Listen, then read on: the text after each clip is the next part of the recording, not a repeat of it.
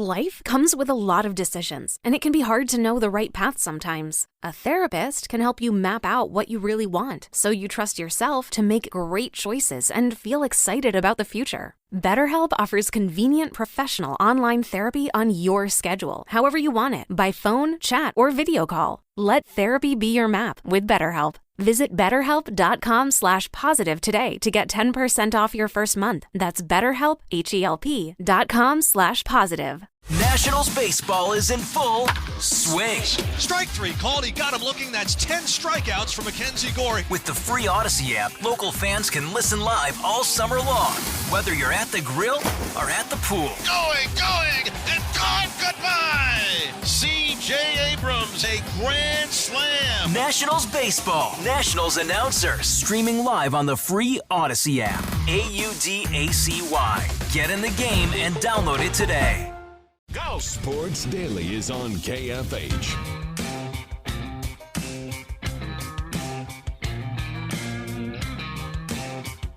All right, welcome back in, everybody. Sports Daily, Albrecht and Castor here on a Tuesday. I sent Tommy on a mission to find out what was going on with Kadarius Toney right now. I feel like it's probably a Twitter thing. I can't keep up with it. I'm not good enough at it. Tommy, what'd you find out? So I actually had to mute my microphone because I was really worried that it was going to come across and that would be really bad. So I listened to what's going on. Okay, so Kadarius Toney was direct messaged on, I think, Twitter or Instagram, one of those platforms, by a Giants fan who said that Daniel Jones, that Kadarius Toney misses Daniel Jones. That was the gist of the message that the fan sent. These guys are getting messages all the time from fans and people in the public, and you got to keep your mouth shut. Kadarius Toney did not. Not only did he didn't even type anything back, he sent a voice memo to this fan filled with profanity, basically just saying, and I can't even quote it, but just, that Daniel Jones misses him more than he misses Daniel Jones, whatever. It's really stupid. It's just the fact that Toney decided that he wanted to send an actual voice memo to respond to this fan filled with profanity. That's the story. That's the gist of it. That's what's going on. Oh, yeah, I don't really care about that. Young player acts dumb on social media. That's not a headline to me. I don't care. Behave yourself. If I would advise, if you're smart, to get the hell off of social media. If you need to engage with fans that talk trash to you, and I'm not. Look, it's hard. This is one of the reasons why I generally steer clear of it. It's hard when people are saying something that they would never say to your face, not to respond. But the best answer is always not to respond. Anyway, so that's not that. Okay, that makes me feel better because I was afraid it was something far worse than that. No, that's what's going on. Okay, don't care. I do care about this, though. I guess that Jeff Darlington, and I did not see his report, but I saw Trey Wingo, friend of the program, react to the report on that. Basically, the Chris Jones deal is getting close. Now, Wingo then connected the dots we've been connecting for a long time. I said from the beginning, my gut said DeAndre Hopkins was going to be a Chief. And then it was like, well, I don't know if they're going to be able to get it done.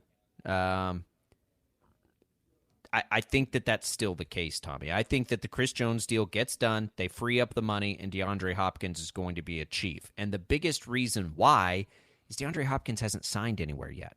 He's been waiting for the Chiefs, I feel like, the whole time. There's mutual interest. They were the betting favorite to land him before he was ever put on the trade block. It's always made sense for both parties, right? The Chiefs could use him greatly, and if he wants to extend his career, going to Kansas City, of course, makes the most sense. And if they can find a way to free up the money on a short-term deal, which a Chris Jones extension, which they want to do anyway, does, bingo. It's like a duh kind of thing. It was just like, can he afford to wait for the Chris Jones deal? Well, if Darlington's reporting that that's coming closer now, Tommy, I think it's a foregone conclusion. I think D-Hop's going to be a Chief, and again, it makes all the sense in the world. It sounds like that Hopkins had really productive meetings with the Patriots and the Titans, and I think I read that both of those teams have made him offers. and he's not signed with either one of them. And the reporting has been very vague about Hopkins waiting around, waiting for some, quote, mystery team. It's clearly the Chiefs. I remember a few months ago, there was that interview that he did where the reporter was asking him what team he wanted to land with. And, he didn't say anything. He just kind of gave facial expressions and that. And you could tell during that entire thing, he wanted to be in Kansas City. Why wouldn't you? You can be a clear number one wide receiver. They don't have a clear-cut number one wide receiver in that room right now. They've got a bunch of number 2 and number 3 receivers in that room. You get to play with Patrick Mahomes. You get to play with Travis Kelce. You've got a great offensive unit, offensive line. Really, this is a piece that makes a ton of sense. And my feeling on it was, if it happened, great. I didn't want the Chiefs to overspend for DeAndre Hopkins. I didn't think a trade with Arizona made any sense because you were going to be giving up assets to get him. I never was really in favor of that. But if the price is right, if they can free up the cap space, get Chris Jones done and extended long-term, and bring in Hopkins, that's a win-win. I don't know. I can't imagine anybody would be negative on that. No, and I don't care about the money either, because I think no matter what, it's going to be a one-year deal. If they want to give him 1 year and $30 million, I don't care, because it's a one-year deal, right? Their team is set. It's not like they need that money. I would like to see them get a little bit more depth in the backfield, because I'm afraid of Isaiah Pacheco's running style and his ability to hold up for an entire season. But they do. Hey, how about the conversations about having Hopkins and Dalvin Cook teaming up? Could Dalvin Cook be a Chief too? I don't think they can afford them both, unfortunately. But I wonder if they could afford Zeke Elliott. Maybe not. I don't know. It just has always made sense. I think that there is a bigger need at what Hopkins will have a bigger impact on the team. I don't think there's much question about that, because I think any depth in the backfield you bring in is just that, depth in the backfield. Hopkins isn't a depth piece. Hopkins is an offensive changing piece that allows Kadarius Toney insurance, number one, which is smart. Sky Moore the ability to develop, and Rashee Rice the ability to develop. I mean, imagine those receiver sets. You still have Marquez Valdez-Scantling to mix in to spread the field. You have those young guys to gadget play all over the place. It makes a ton of sense. And there's got to be the one thing I want to point out. There's got to be an odd man out in that wide receiver room if Hopkins comes in. So is that Richie James? Richie James is toast at that point. Yeah. But it's MVS. I think as far as the guys who are expected to contribute, or it's allowing for slower development for somebody like Rashee Rice, and that's totally possible too. And then maybe MVS, because I think MVS's ability to spread the field is always a threat and will always make the Chiefs more dangerous. But if push comes to shove, I imagine this offense with D-Hop on one side, basically 3 guys in Toney, Sky Moore, and Rashee Rice moving all over the field with Travis Kelce. I mean, maybe they don't need the backfield depth because they're going to run it like 5 times a game in that scenario, right? Like they're never going to run the ball unless keep they're in mind, just they've got Pacheco and McKinnon both coming back, and by the way, Clyde Edwards-Helaire should be healthy. They have the same backfield essentially they had a year ago, which is okay. My only thing on the backfield is I'm a little concerned. Again, Isaiah Pacheco, we love to watch him play football because he runs violently. Violent runners don't last very long in the NFL. They just don't. I mean, his history tells us that. So I have some concern there, but not that much of a concern. If they get DeAndre Hopkins, which, I mean, I'll stick with my initial gut reaction. I think they're going to. They don't. I mean, that's one scenario, and I'm a run the ball kind of person still. I think it still has value, but at that point, you're running the ball with those gadget players.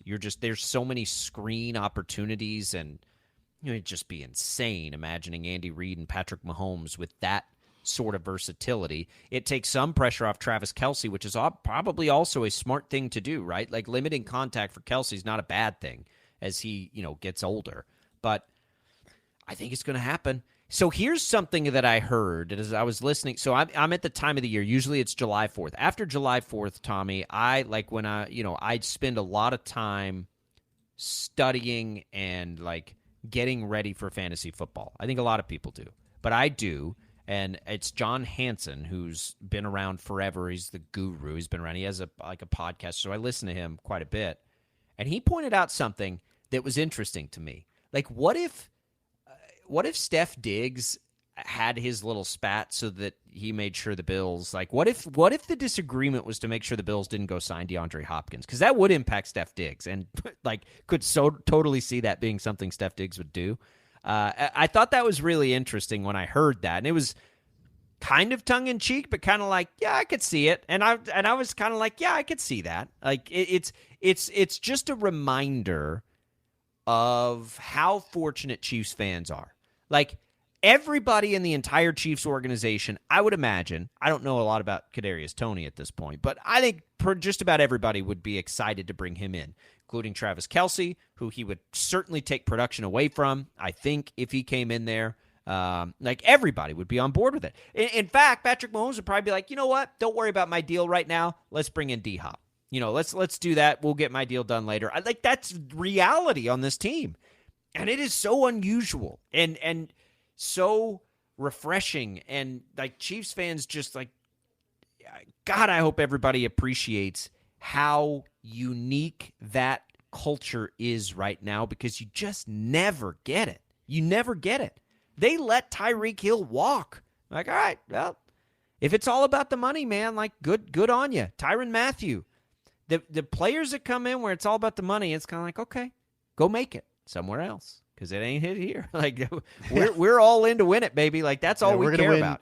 We're going to win championships. We're going to keep that dynasty going. And I don't want to get ahead of ourselves, because they still don't have the Chris Jones deal done. I know. That being said, I'm trending, and especially with that Jeff Darlington report just a little bit ago, I'm trending more comfortable and calm about this than I was maybe a week ago or 2 weeks ago. I really, for a minute, was pretty concerned that there wasn't going to be a long-term deal done with Chris Jones, and that was going to be hanging over the head of the organization, over the course of the season. So again, we're inching closer to training camp. Freeing up that cap space is going to be essential. And you're kind of killing two birds with one stone. You're extending Chris Jones. That foundational piece continues on your team. You're basically ensuring, more than likely, he's going to be a Chief his entire career. And it gives you flexibility to be able to go out and get other things done. It just makes, if we just take 1 second to read between the lines, right? Like, it's like this has been building the entire time. D-Hop clearly wants to go to Kansas City, and I think they'd love to have him. They just haven't been able to. But as they come down to the finish line on the Chris Jones deal, which, by the way, Chris Jones needs to be paid this way, because what he's done is historic in nature. Like, the pressure he puts on the quarterback from the position that he plays, I don't know if he's like the total disruptor of Aaron Donald, who's probably in the conversation for greatest football player we've ever seen, right? Like, he grades out that way. But just like, because you have to sort of remove that a little bit in fairness. Chris Jones is as good a pass rusher at the position he plays, honestly, as really anybody we've ever seen in the sport. And if quarterbacks have the most value in football, we know this, right? Defending the quarterback has the second most value in football, and that we see it all the time.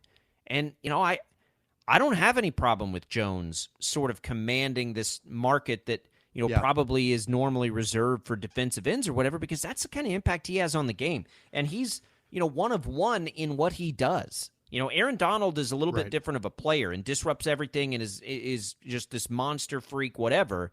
Chris Jones is a little different than that, but he's absolutely a part of what they get done. And every time I hear this, it looks like it's getting done, that makes me feel better. I don't want this contention, there among those two parties, and I don't think it's there. But every once in a while, you're kind of like, is Chris Jones annoyed by this? Like, I don't know. But it sounds like they're getting close. I've said this all along, and I believe it more now today than I did the first time I ever said it. I wholeheartedly believe that Chris Jones is more important to the Chiefs than Aaron Donald is to the Rams. It doesn't mean that Aaron Donald isn't as good of a player. I mean, I think Aaron Donald, as an individual performer, we know the freak ability that he is.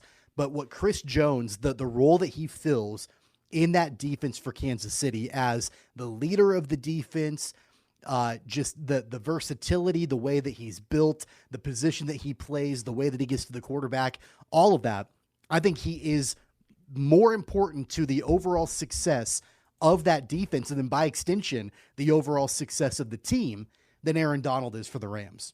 I agree, because I think that there are more players dependent on his success defensively for the Chiefs than there are for the Rams, who have for sure invested a lot of money and everything into the players on that defense.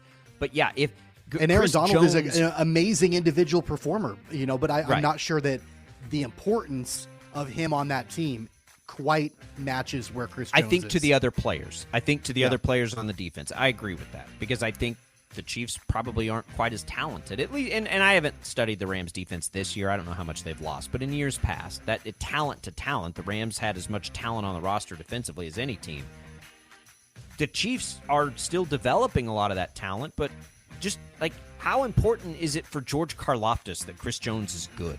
How important is it for those young corners that they've invested all these resources in that Chris Jones is good and doesn't make them have to defend the pass for as long as they might would he not be there? I agree with that. All right. Lot there. Let's come back. We'll go back to this coaching stuff. What about Pat Fitzgerald? How long is he going to be out of the game? We'll talk about it next on Sports Daily.